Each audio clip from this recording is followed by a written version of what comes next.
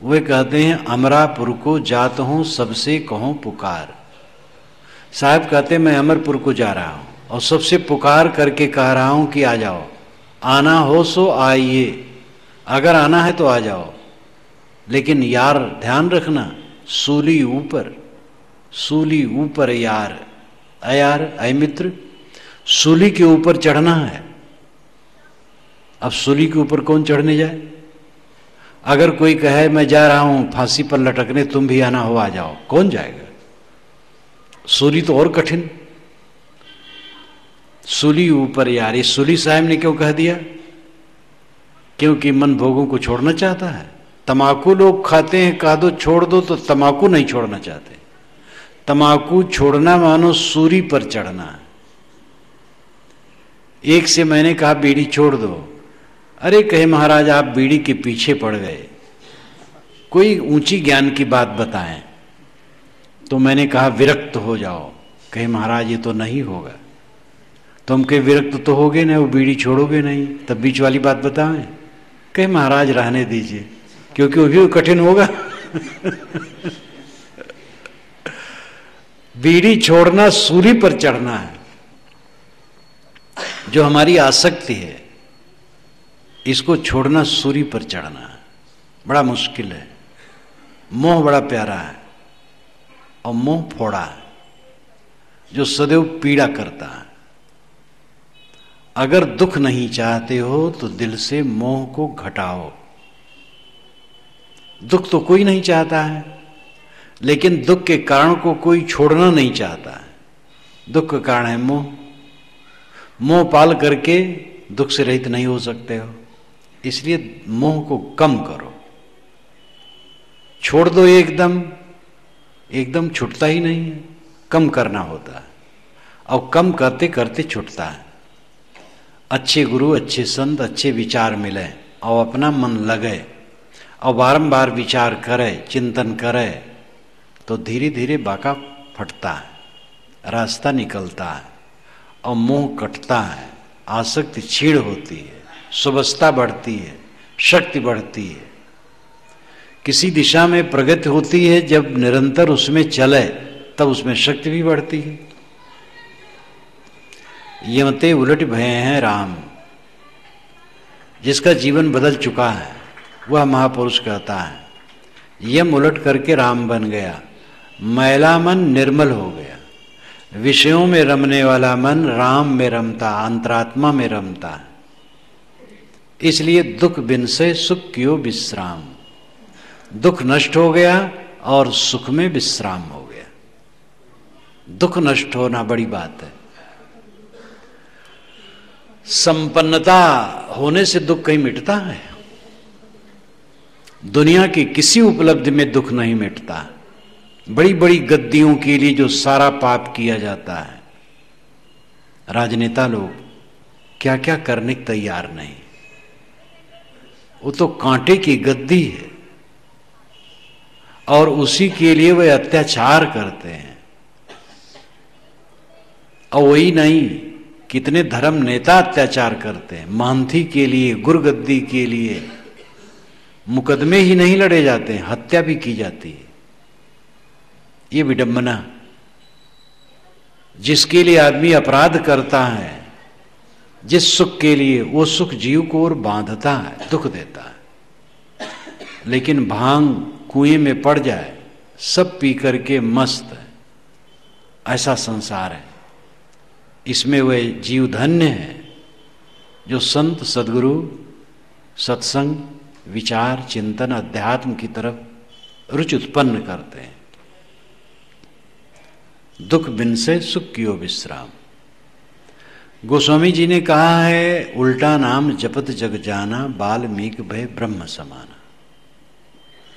बाल्मीकि रत्नाकर डाकू थे और हत्यारे थे। जब वो उल्टा नाम जपे तो ब्रह्म के समान हो गए।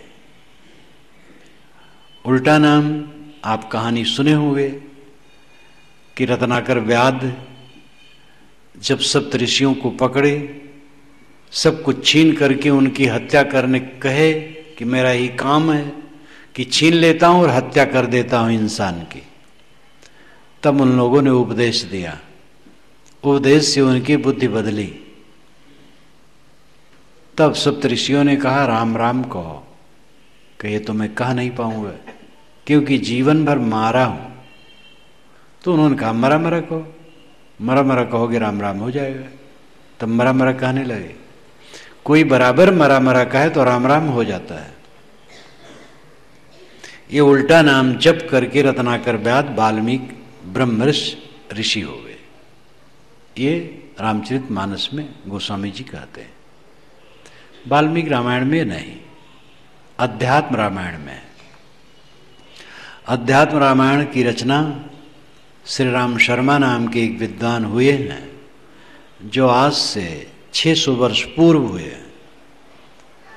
उनका देश बिहार बंगाल के बीच में था।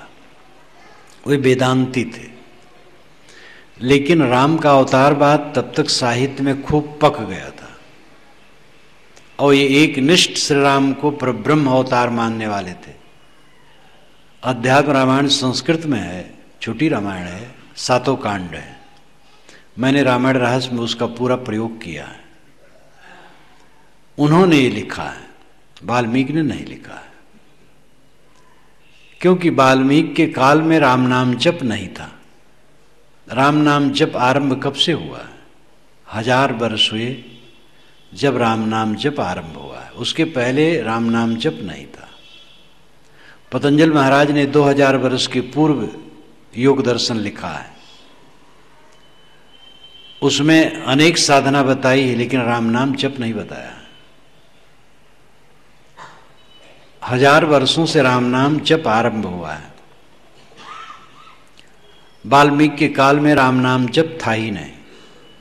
पूरी वाल्मीकि रामायण में रामायण रहस्य लिखते समय मैंने उसका पारायण किया, कहीं नहीं मिला कि राम नाम जपना चाहिए।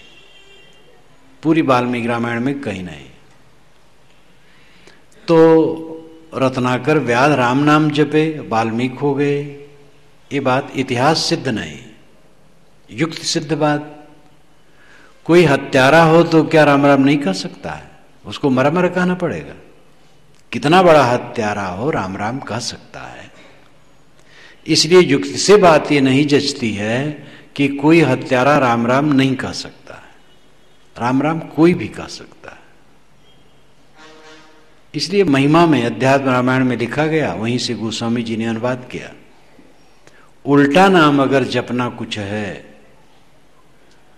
तो जीवन में उल्टा चलना ही उल्टा नाम जपना है। उल्टा चलना सुखदाई है क्या?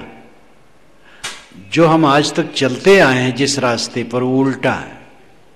अगर उससे उल्टा चले तो सीधा हो जाएगा। इसलिए उल्टी चाल चलो।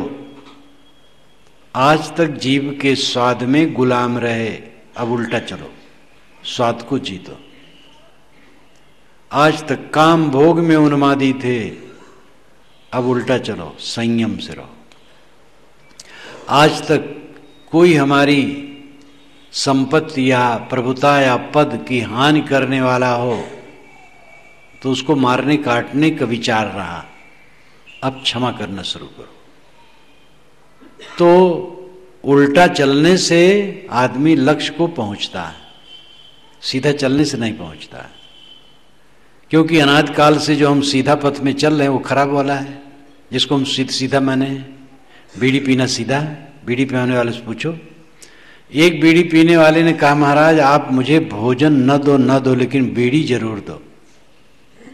मैंने कहा चलो मेरे साथ रहो, मैं बीड़ी दूंगा, भोजन नहीं दूंगा। तब बगले झांकने लगे। बीड़ी पी करके कोई पेट भरेगा? हाँ, ये बात है कि बीड़ी पीने वाला बीड़ी में कायर है।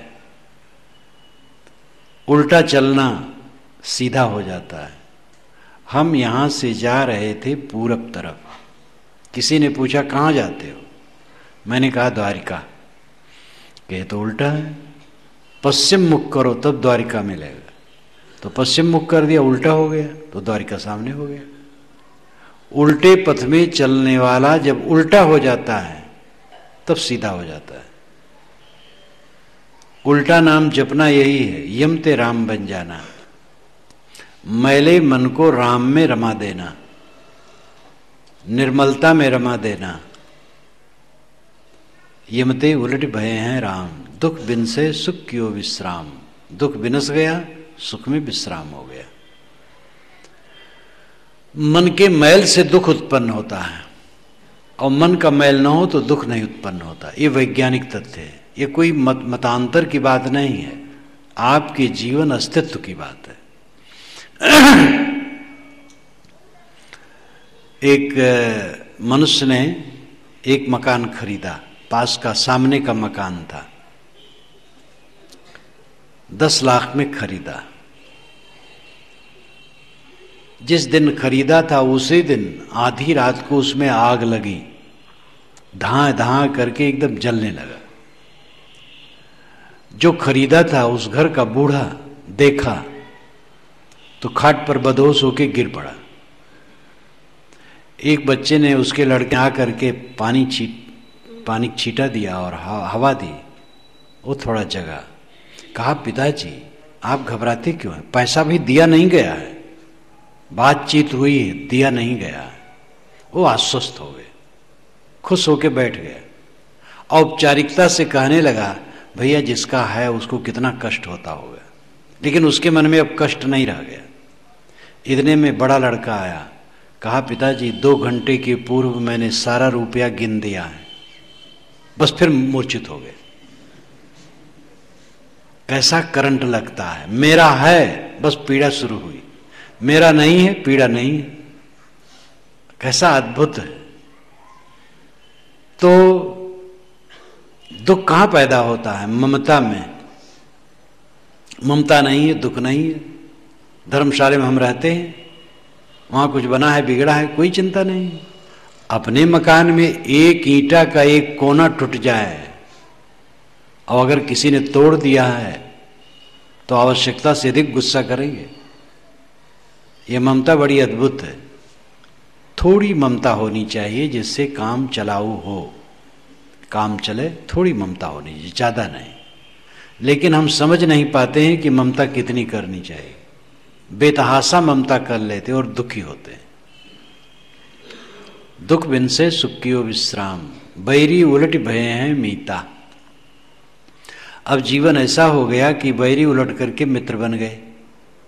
अपनी इंद्रियां ही वैरिणी थी और वे मित्र का काम करने लगी।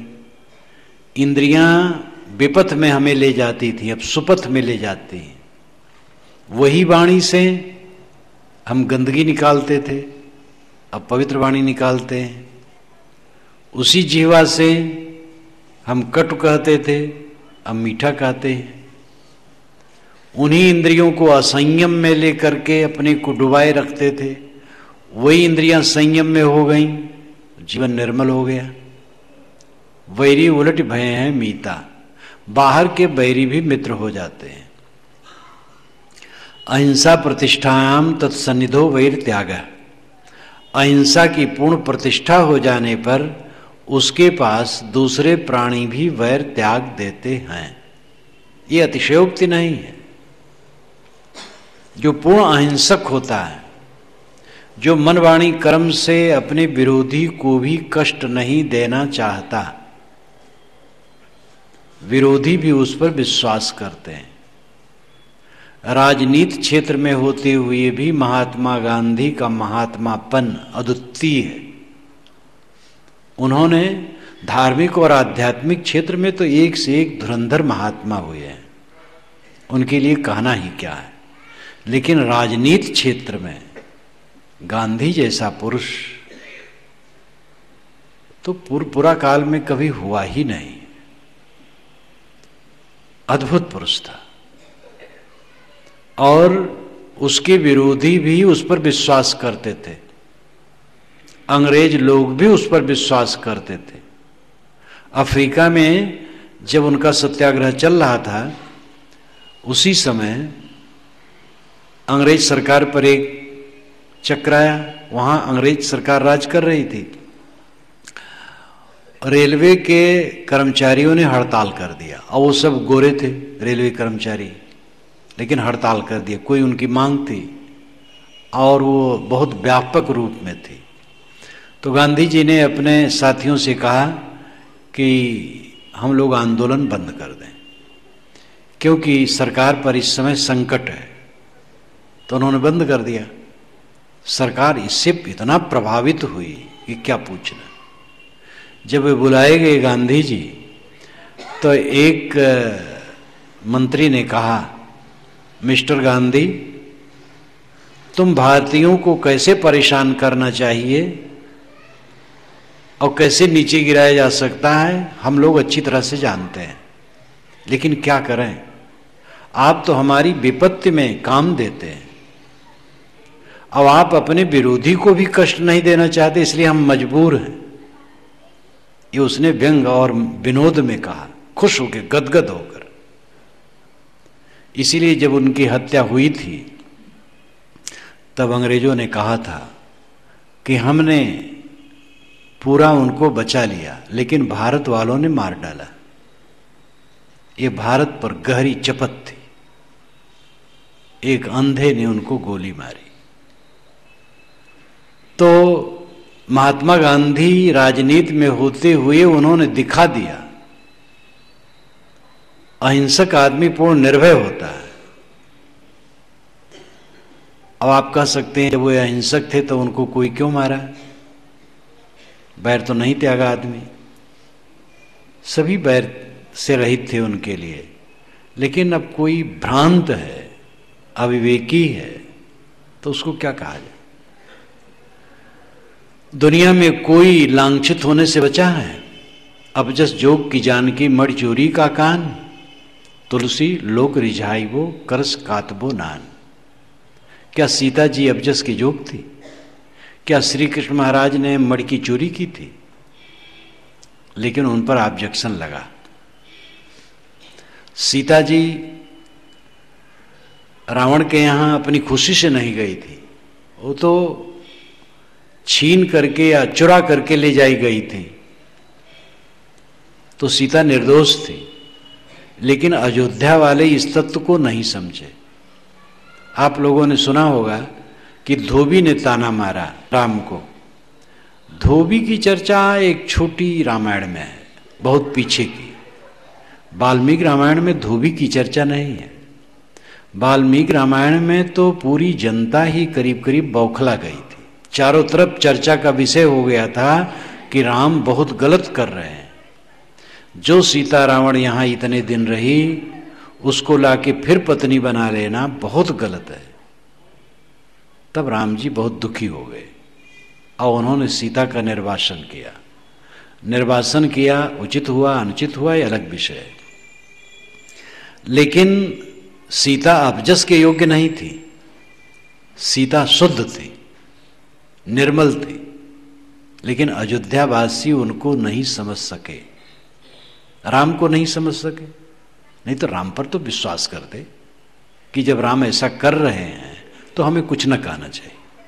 लेकिन सीता और राम दोनों पर उन्होंने ऑब्जेक्शन लगाया। ये संसार है, तो संसार को कोई खुश तो नहीं कर सकता, लेकिन जो रहनी में रहता है वो किसी को खुश करने के चक्कर में नहीं रहता है। हमें रहनी में रहना चाहिए, हमें पवित्र जीवन बिताना चाहिए। कोई क्या मानता है इसकी परवाह विवेकवान को बिल्कुल नहीं होती। वह अच्छा कहलाना नहीं चाहता है, अच्छा रहना चाहता है। कमजोर आदमी अच्छा कहलाना चाहता है, विवेकवान अच्छा रहना चाहता है। वैरी उलट भय हैं मीता, वैरी उलट करके मित्र बन गए। सातक उलट सुजन भय चीता, सातक साकट दुर्जन सुजन हो गए। सरकार दंड दे दे करके लोगों को बदल नहीं पाती है, और संतों सज्जनों के प्रभाव में गलत लोग अच्छे हो जाते हैं। ये सत्संग का प्रभाव होता है, पवित्र आचरण का प्रभाव होता है कि दुर्जन सज्जन बन जाते हैं। सातक उलट सुजन भय चीता। अब मोहि सर्व कुशल कर मानिया, शांति भई जब गोविंद जानिया। अब मैं सब कुशल मंगल समझता हूं। मुझे शांति मिली जब गोविंद को जाना। अब मैं सर्व कुशल करिमानिया, मैं अब सब कुशल मंगल समझता हूं। है, होता है और चाहिए, तीन बातें हैं।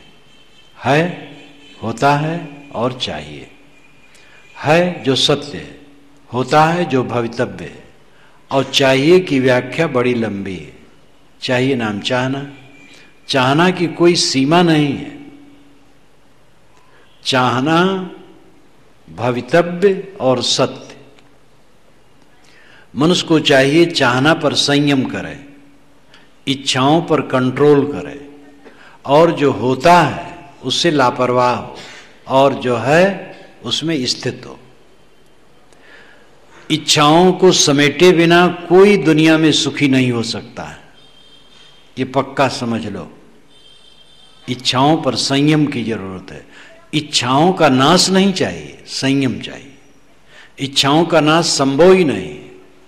खाने की इच्छा है, पीने की इच्छा है, सोने की इच्छा है, घूमने की इच्छा है, बैठने की इच्छा है, कुछ काम करने की इच्छा है। इच्छा तो जरूरी है, लेकिन उस पर संयम हो। कौन सी इच्छा हमें भटकाती है? ये देवियां, कितनी देवियां अपने पतियों को आभूषण के लिए इतना परेशान करती हैं कि वो बेचारा संकट में पड़ जाता है। अब आभूषण क्या है? ये जेलियों का साज है। आप लोग जेलखाना में रही हैं परतंत्रता में, तो वो साज अभी भी पसंद करती हैं। हाथ में हथकड़ी, पैर में बेड़ी, गले में तौ, ये जेलियों का है। और ये आभूषण सब यही है। इसलिए आभूषण की चिंता बिल्कुल मत करो। पति के लिए पत्नी और पत्नी के लिए पति धन है। गृहस्थी में पति और पत्नी अगर एक दूसरे को समर्पित हैं तो गृहस्थी सुखद होगी। गृहस्थी की रीढ़ क्या है? पति पत्नी।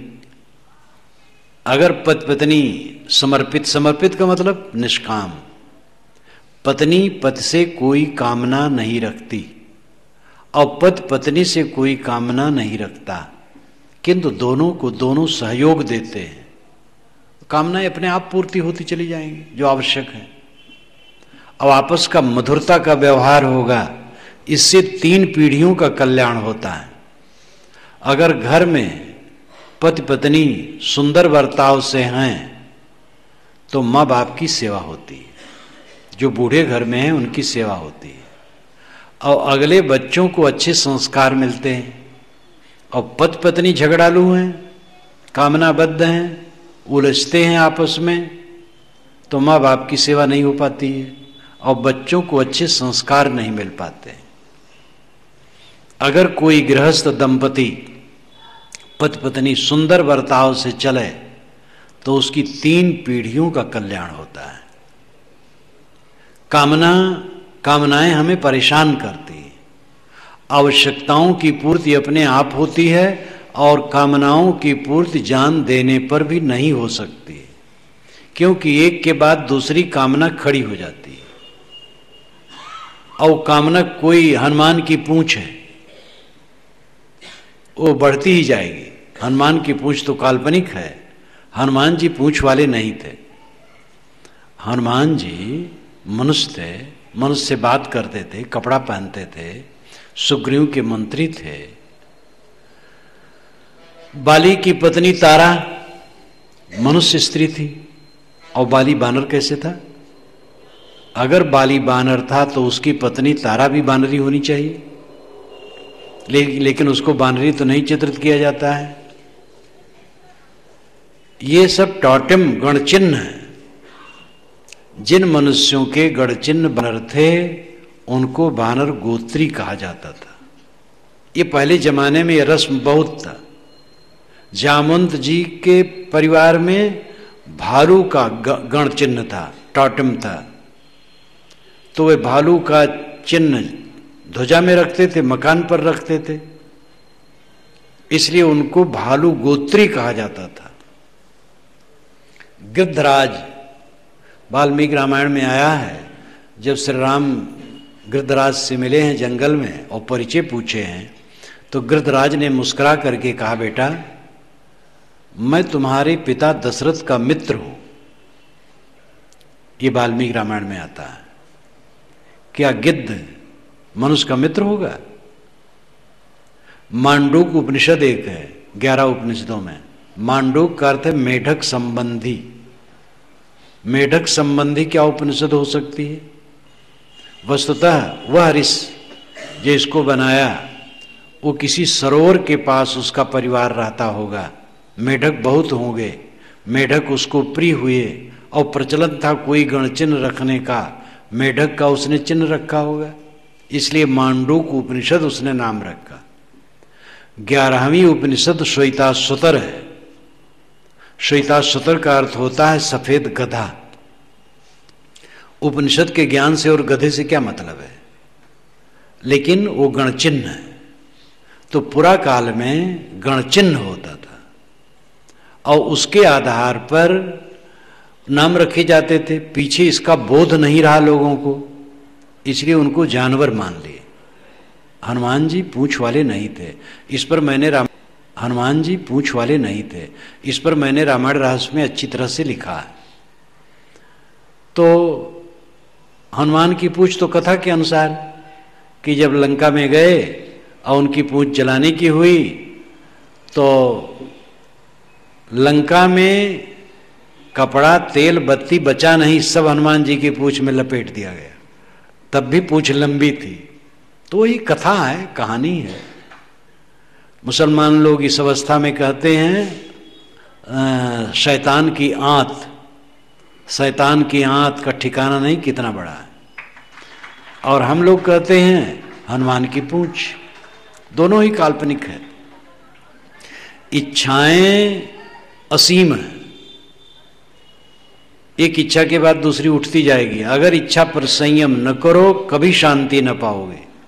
वो कहानी याद करें, एक महात्मा की कुटिया में एक चूहा रहता था। महात्मा तो अहिंसकी, उसको भोजन भी दे दें वो उछले कूदे मस्त। एक दिन गांव से बिल्ली आ गई तो बिल्ली ने समझा यहाँ तो चूहे रहते हैं, बस शिकार के लिए आने लगी। चूहा बहुत परेशान हुआ। महात्मा से कहा, महाराज आप मुझे बिल्ली बना दीजिए तो बिल्ली का डर खत्म हो जाए। उन्होंने बिल्ली बना दिया। एक दिन गांव से कुत्ता आ गया, बिल्ली पर डपट पड़ा। वो कहा तो नई आफत है। महात्मा से कहा, महाराज आप मुझे कुत्ता बना दीजिए। उन्होंने कुत्ता बना दिया। एक दिन देखा मस्त हाथी जंगली जा रहा था। हाथी की चाल क्या पूछना, भारी भरकम शरीर। कुत्ता ने कहा, महाराज आप मुझे हाथी बना दीजिए तो सबका डर खत्म हो जाए। तो महात्मा ने हाथी बना दिया। अब हाथी को राजा ने देखा, कहा बहुत बढ़िया हाथी। मंत्री से कहा इसको फंसाओ। फंसाया गया, सधाया गया, सिखाया गया, सवारी शुरू हुई। एक दिन राजा और रानी दोनों बैठे जा रहे थे। हाथी ने सोचा राजा बैठा है, पुरुष है तो ठीक है, रानी स्त्री होकर के हमारे ऊपर कैसे बैठी है। बस उसने अपने शरीर को जोर से हिलाया तो राजा रानी दोनों गिर पड़े, जमीन पर आ गए। राजा उठा, रानी की धूल झाड़ने लगा और कहा तुम्हें कोई कष्ट तो नहीं हो गया। हाथी ने सोचा रानी होने में सबसे सुख है ज्यादा, राजा भी जिसकी धूल झाड़े ऐसा और सुख कहां होगा। गया, कहा महाराज मुझे रानी बना दीजिए। महात्मा ने कहा तुम्हारी तृष्णा रुकती नहीं, चलो फिर चूहा बनो। फिर चूहा बना दिया। ये भी कहानी समझाने के लिए। चूहा, बिल्ली, कुत्ता, हाथी मनुष्य की भाषा नहीं बोल सकते हैं और महात्मा बना भी नहीं सकते हैं। ये भी आप समझ लीजिए। कहानियों में तो आप सभी संप्रदायों के सुनते हैं। ब्राह्मणों की आलोचना तो जरूर की गई, जैन ने किया, बौद्ध ने किया, कबीर पंथ ने किया, सब ने ब्राह्मणों के पाखंड का खंडन किया। लेकिन जैन, बौद्ध और कबीर पंथ में वही पौराणिक बातें आ गई। महावीर स्वामी, महात्मा बुद्ध, कबीर साहब ये तो खरे थे। लेकिन अनुगामी लोगों को बिना चमत्कार के संतोष नहीं होता।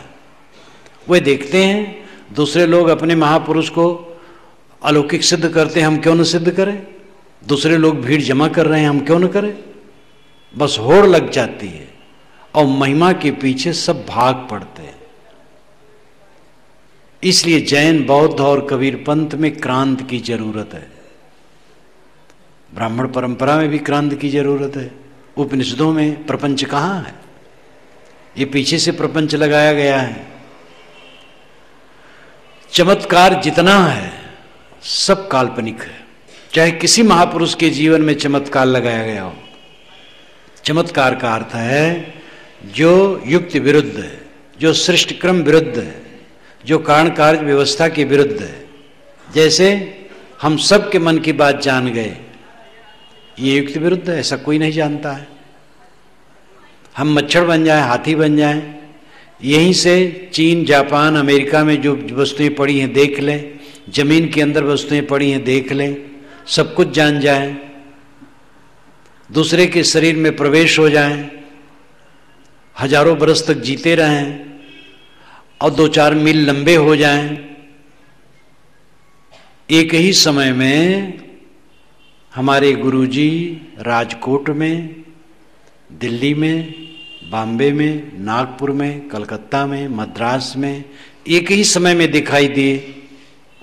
ऐसी ऐसी बातें, ये चमत्कारी बातें हैं और ये सब बिल्कुल झूठ है। ये हो ही नहीं सकती। महात्मा ने मुर्दा को जिला दिया। एक मक्खी को 1000 महात्मा मिलके नहीं जिला सकते अगर मर गई हो। ये सृष्टि क्रम है। एक ने कहा हमारे गुरुजी मुर्दा को जिला दिए थे, तो मैंने कहा कोई जानवर मरा वरा हो लेकर के जा करके उनके सामने रखा जाए, वो जिला दे तो मान लिया जाएगा। तो चुप हो गए। तो ये चमत्कारी बातें निरर्थक हैं। इसी बातों को फैला करके मनुष्य की बुद्धि को दुर्बल बना दिया जाता है, भावुक बना दिया जाता है, और भावुक बनाने के बाद फिर उसका शोषण होता है। इसलिए बौद्धिक शोषण है और बहुत अपराध है। तर्क, विवेक और सत्यता पूर्वक जो बात है, धार्मिकों को चाहिए समाज के सामने रख करके सही उपदेश करें। अगर गुरुजन सही उपदेश करें तो जनता सुनने को तैयार है। मैं इसी गुजरात में था, आदिपुर में, और वहाँ लीला शाह जी की समाधि पर मेरा भाषण था। 3 दिन का उनका अधिवेशन साल में होता है, तो उस वर्ष मुझे उन्होंने बुलाया था और मैं खूब तर्कपूर्वक उस दिन बोल रहा था। और सामने जैसे ये गली है, ऐसे सड़क थी बनाई हुई टेम्पररी, और आखिर छोर में 2 खंभे थे और एक महात्मा जैसे रामनामी चादर ओढ़े, चंदन खूब लगाए, 60 वर्ष की उम्र, खड़े थे। बड़े गौर से वो सुन रहे थे मेरे विचार। मैं प्रवचन दे करके उठा और चला, वहां पहुंचा। उन्होंने मेरा परिचय पूछा, मैंने बताया महाराज मैं आपको बुलाऊं तो आ सकते हैं?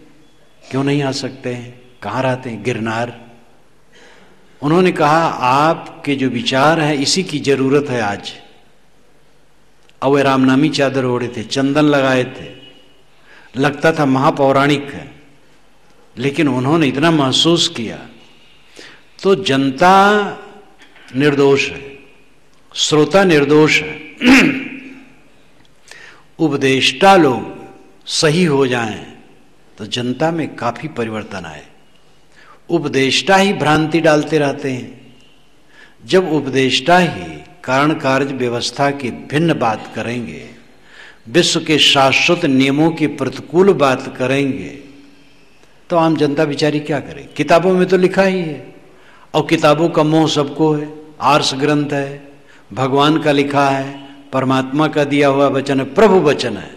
ये प्रभु वचन हमें बहुत छल रहा है। प्रभु वचन है। हर मत वालों ने अपने गुरुजनों के मुंह में डाल डाल करके बातें निकाली हैं। कबीर प्रेमियों ने कबीर के मुंह में डाल करके बात निकाली। ऐसे सभी लोगों ने अपने महापुरुषों के मुंह में डाल डाल के निकाला, जो मन में आया निकलवाया। वाल्मीकि रामायण में विराध वध है, राम जी विराध को मारते हैं और वहां कोई ऐसी चर्चा नहीं है। लेकिन गोस्वामी जी ने जब विराध का वध करवाया है तब राम के मुख से कहलवाया है, शापत ताड़त परुष कहंता विप्र पूज्य अस गावई संता, पूजी विप्र शील गुणहीना, शूद्र न गुणगन ज्ञान प्रवीणा। ब्राह्मण शाप देता हो, गाली देता हो, मारता हो, तब भी पूजना चाहिए, ऐसा संत कहते हैं। बड़ी सरल ढंग से गोस्वामी जी कह देते हैं, ऐसा संत कहते हैं कि ब्राह्मण अगर गाली देता हो, मारता हो, शाप देता हो, तो भी उसको पूजना चाहिए। शापत ताड़त परुष कहंता, विप्र पूज्य अस गावहि संता, ऐसा संत कहते हैं। अगर ऐसा संत कहते तो असंत क्या कहेंगे? ऐसा संत तो नहीं कहेंगे। पूजी विप्र शील गुण हीना, ब्राह्मण को पूजना चाहे, चाहे उस शील गुण से रहित है, नहीं आचरण से गिरा हो, लेकिन शूद्र न गुणगन ज्ञान प्रवीणा, शूद्र गुण ज्ञान से संपन्न हो तो भी नहीं पूजना चाहिए।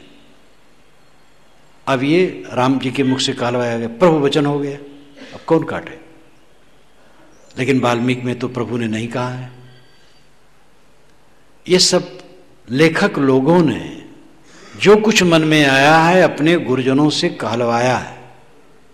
वाल्मीकि ऋषि राम से कहलवाते हैं, आत्मानम मानुसम मन्ने रामम दशरथात्मजम, मैं दशरथ का लड़का हूं, राम हूं,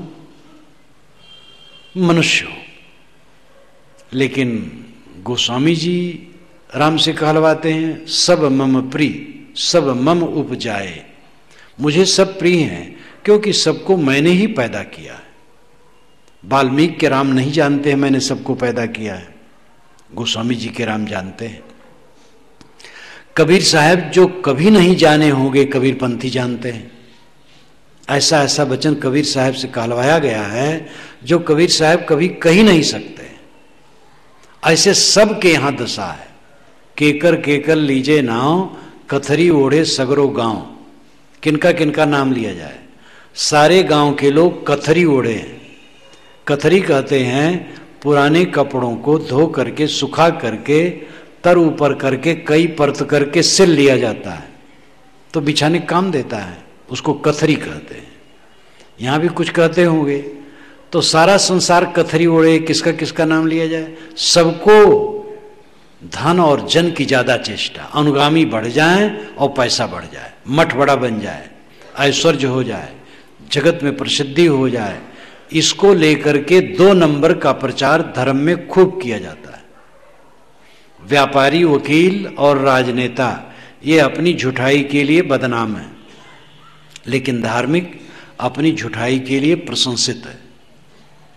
जितना वो झूठ बोलेगा उतने उसकी प्रशंसा होगी। अगर आप अखबार में छाप देते मेरे लिए कि वह इलाहाबाद से आकाश मार्ग से आ रहे हैं और अमुक दिन अमुक बजे वह इस ग्राउंड में उतरेंगे, तो राजकोट ही नहीं पूरा गुजरात वहां पहुंच जाता, क्योंकि आकाश मार्ग से आ रहे हैं। अभी कुंभ मेले में आकाशगामी एक महात्मा आए थे, तो जो हमारे प्रेमियों ने उनको गांसा और कहा आकाश में उड़ के दिखाइए, तो कहे वो 40 दिन की उपासना करनी पड़ती है। कहे महाराज हम लोग आपके साथ 40 दिन रहेंगे। तो कहे 30 वर्ष के पहले उड़ा था, अब जल्दी नहीं होगा।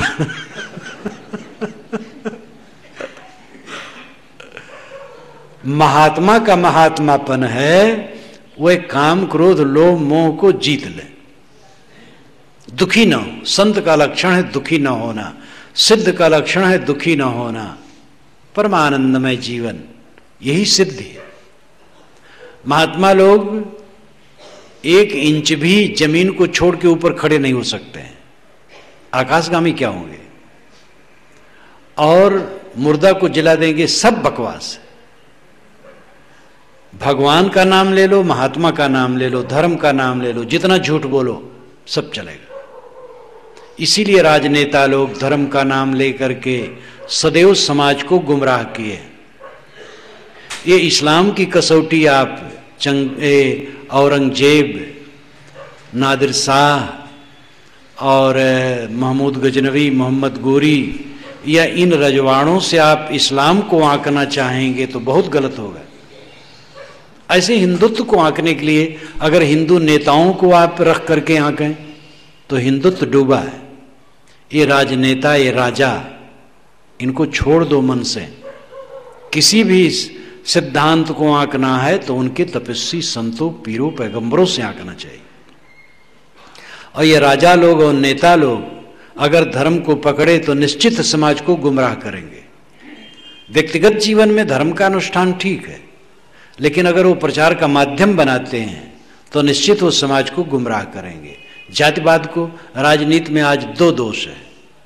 एक दोष है धर्म को उभाड़ करके, संप्रदाय को उभाड़ करके राजनीति करना, और एक दोष है जाति को उभाड़ करके, सवर्ण और अवर्ण के बीच में खाई तैयार करके। ये दोनों देश के लिए बहुत खतरनाक है।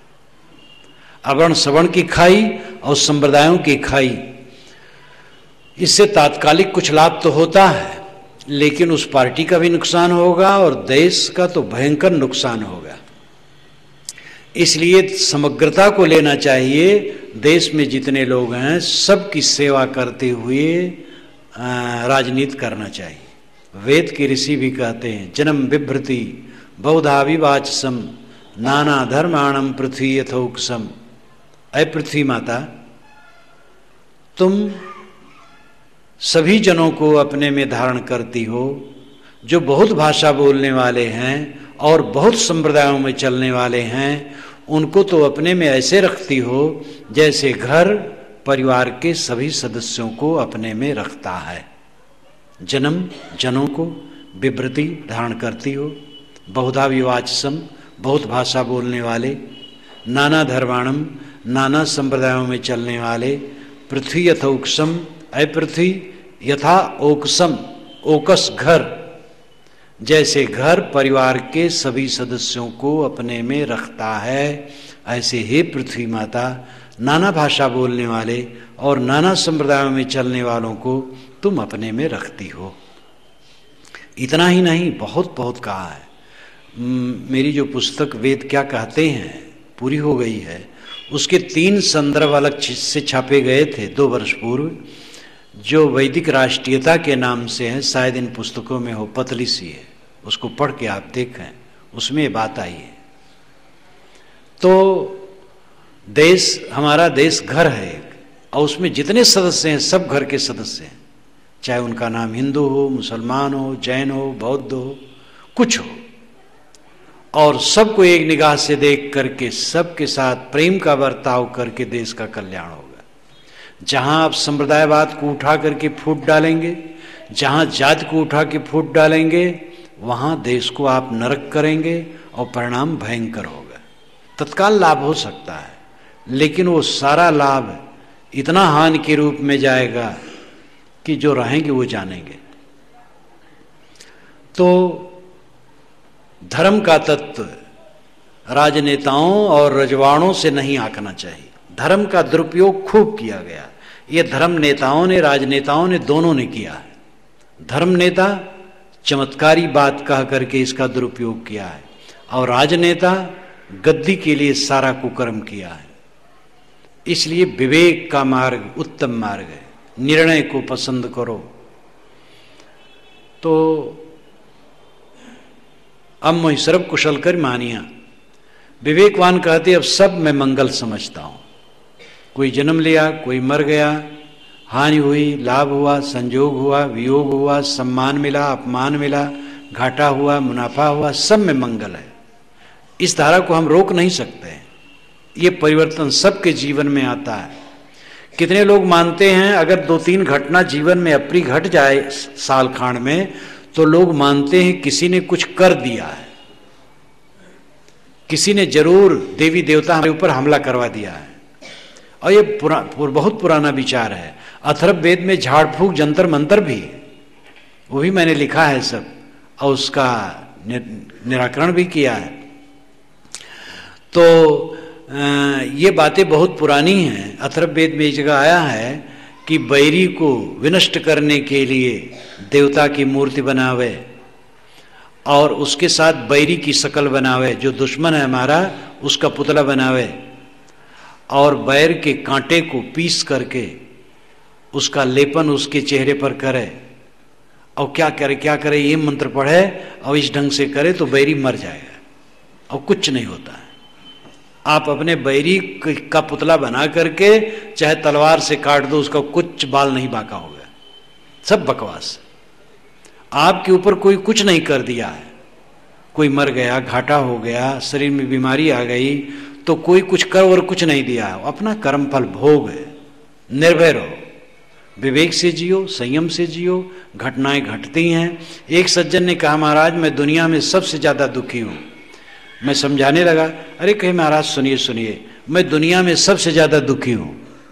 मैंने कहा दुनिया भर का सर्वेक्षण आपने कर लिया है? मैंने कहा आपकी पत्नी हरी गई है, चुरा गई है? कहे नहीं महाराज, घर में है। तो मैंने कहा आप घर से निकाल दिए गए हैं? कहे नहीं, घर में हूं। मैंने कहा राम से तो आप ज्यादा परेशान नहीं हैं, राम तो निकाल दिए गए, उनकी पत्नी भी हरी गई, तो आप सबसे दुखी कैसे हैं? तो हंसने लगे। आदमी कमजोर है, थोड़े में घबरा उठता है। महाराज राम घबराए नहीं। राम का रामत्व तो है यही, जिससे वे कुंदन बन गए, स्वर्णमय बन गए। प्रतिकूलता आई और निर्विकार भाव से उसको झेला, यही राम का रामत्व है और यही प्रेरणाप्रद है। लीला कह करके तो सब चौपट कर दिया जाता है। राम ने लीला की, लीला से तो कुछ अर्थ ही नहीं रहता है, फिर तो कुछ मिलने वाला नहीं है। तो वही है कि नाम जपो बेड़ा पार हो जाएगा, फिर वो गड़बड़ में आ जाएंगे। राम का जो तेजस्वी स्वरूप है वो उनका त्याग है, तप है। तो धर्म नेता, राजनेता, ये दोनों धर्म का दुरुपयोग किए हैं। धर्म सत्यता है, सभी स्थितियों में समभाव से रहना, समता से रहना, ये धर्म की ऊंचाई है।